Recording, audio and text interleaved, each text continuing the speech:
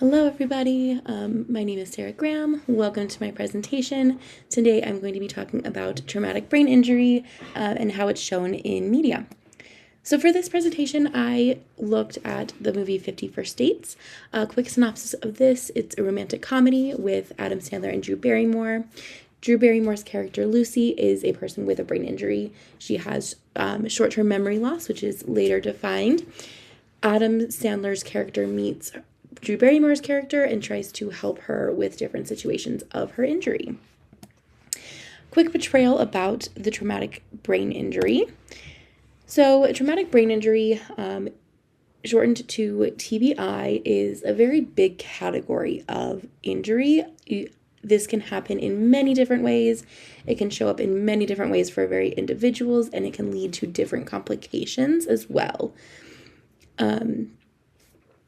For the 50 First Dates, it is depicted very narrowly as anterograde amnesia. I definitely butchered that, I apologize, which is essentially short-term memory loss. She's not able to form new memories. She's only able to remember everything that happened up until the point of her injury.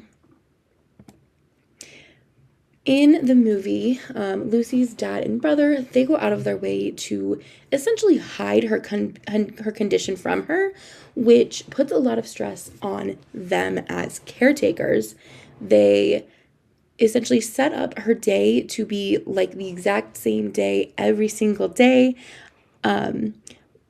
which showcases a huge dedication from them, as well as a huge commitment from them to do that every single day. Lucy, she's not the only one that has a brain injury that is shown in this movie. There is a facility that has different people with different degrees of disabilities as well, some that are far more worse than hers as well. In the movie, there is a scene where she is shown as having a bad day, where she learns about her disability, essentially not for the first time. She talks to the doctor, they explain it all, and it's very difficult for her emotionally, as well as the people around her, to have to re-explain that every time she essentially discovers her injury as well. All right, so moving on to the stigma of brain injuries. So, like I said before, one of the biggest plot points of this movie is that her dad and her brother are recreating circumstances, essentially letting her live the same day over and over again. Like I mentioned, which you can read on the screen, essentially giving her a Groundhog Day, meaning, to me, it felt very negative that we shouldn't be talking about brain injuries, that it's a bad thing to talk about. However, on the flip side of that, it also shows how much they care about her, which can show it in a positive light as well. All right, so effects on individuals. So if a person doesn't really have any other experience with traumatic brain injuries, this is their only introduction to that. It is showcasing a very narrow point of view.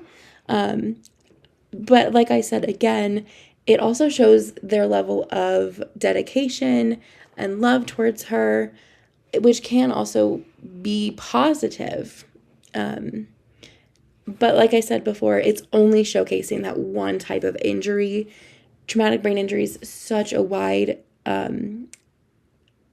set of circumstances and complications. So there is a lot of potential for misinformation in this movie.